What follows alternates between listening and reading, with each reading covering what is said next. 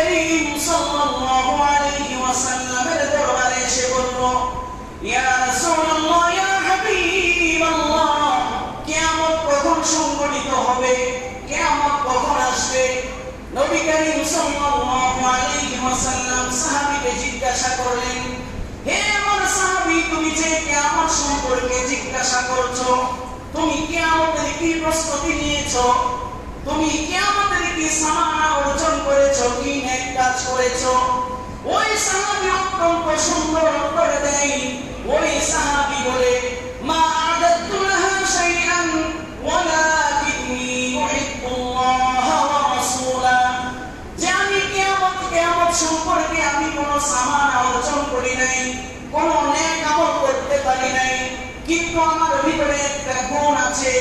সেই গুণটা হলো যে আমি আল্লাহ রাব্বুল আলামিনকে ভালোবাসি এবং তার রাসূল, তার হাবিব মুহাম্মদ সাল্লাল্লাহু আলাইহি ওয়াসাল্লামকে ভালোবাসি। বলে সুবহানাল্লাহ। কি বললো? যে আমি কিয়ামতের প্রস্তুতি নিতে পারি নাই, কিন্তু আমি আল্লাহকে ভালোবাসি এবং আল্লাহর রাসূলকে ভালোবাসি। তখন নবী করিম সাল্লাল্লাহু আলাইহি ওয়াসাল্লাম বললেন, আনতা মা'a মান আহবাবতা। তুমি যাকে ভালোবাসবে, কাল কিয়ামতের ময়দানে তার সাথে তোমার হাসর হবে। এই জন্য আমি যদি নবীকে ভালোবাসি, আমার হাসর হবে কার সাথে? নবীর সাথে। আমি যদি শাহাদাতকে ভালোবাসি, আমার ভালোবাসা হবে শহীদদের সাথে। আমি যদি সালিহিনদেরকে ভালোবাসি, আমার হাসর হবে নেককারদের সাথে। আমি যদি আলেমদেরকে ভালোবাসি, উলামায়ে কেরামদেরকে ভালোবাসি, আমার হাসর হবে উলামায়ে কেরামের সাথে। আমি যদি নায়কদেরকে ভালোবাসি, আমার হাসর হবে নায়কদের সাথে। আমি যদি গায়কদেরকে ভালোবাসি, আমার হাসর হবে গায়কদের সাথে।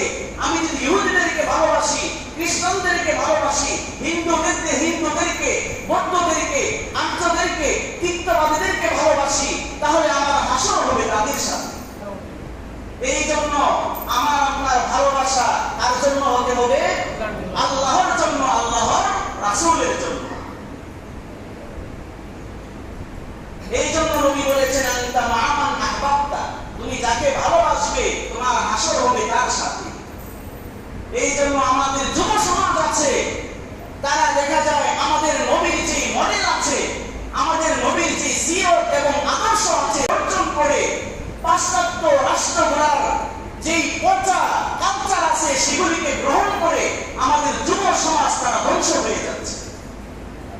দেখা যায় সব কাপড় পরিধান করে, সব প্যান্ট এগুলি পরিধান করে থাকে, আর ভাবে যে আমাকে অনেক সুন্দর দেখা যাচ্ছে। একটা কুকুর সেও কাপড় পরিধান করে না, তাকেও একজন মানুষ যখন সে সব কাপড় পরিধান করে ফরজ সে পরিত্যাগ করে, ওই কুকুরের চাইতে ওই মানুষটাকে খারাপ দেখা যায়। তার সকল ঢেকে রাখা হলো ফরজ, এই ফরজকে সে পরিত্যাগ করে তার গোপন জায়গা যেগুলি মানুষকে দেখানোর জন্য জায়েজ ছিল না, সেগুলি প্রদর্শন করে দম্ভ করে মানুষের সামনে চলছে। এই জন্য নবী করিম সাল্লাল্লাহু আলাইহি ওয়াসাল্লাম বলেন, লা'নাল্লাহুন নাযির ওয়াল মানসুর আলাইহি। ওই সতর্ক করেছে, তার দিকে যে তাকিয়ে থাকবে তারও গুনাহ হবে, আর যে তরক করেছে তারও গুনাহ হবে। এই কারণে এই প্যান্ট পরিধান করা, শর্ট প্যান্ট, এগুলি কখনোই মুসলমানদের আদর্শ হতে পারে না, আমার নবীর আদর্শ হতে পারে না। এই কারণে পাশ্চাত্যের অনুসরণ নয়, বরং আমার নবীর আদর্শের ভিতরেই, অনুসরণের ভিতরেই হলো প্রকৃত শান্তি এবং মুক্তি। চিন্তা করেন, আমরা শুধু ডিজিটাল বলি, কথা বললে অনেক কথা আছে। ডিজিটাল কাকে বলি? ডিজিটাল আমরা জানি না। ডিজিটাল অর্থ হলো আধুনিক। আধুনিক কাকে বলে? চিন্তা করেন, এক সময় পাখি জামা বের হয়েছিল। এই পাখি জামা কি এখন মার্কেটে চলে? কথা বলেন, চলে না। কিরণমালা জামা বের হয়েছিল এক সময়, ওই কিরণমালা জামা কি এখন মার্কেটে চলে? যত আধুনিক হলো, ওই কালের সাথে ওই জিনিসটা এটা চেঞ্জ হয়ে যায়, পরিবর্তন হয়ে যায়। এই কাল চলে গেলে এই আধুনিক জিনিসটা এটা নন আধুনিক হয়ে যায়। কথা বলেন ঠিক না বেশি? কিন্তু দেখেন, 1450 বছর আগে আমার নবী জুব্বা গায়ে দিতেন, মাথার মধ্যে পাগড়ি পরিধান করতেন, টুপি পরিধান করতেন, লুঙ্গি পরিধান করতেন, পায়জামা পরিধান করতেন।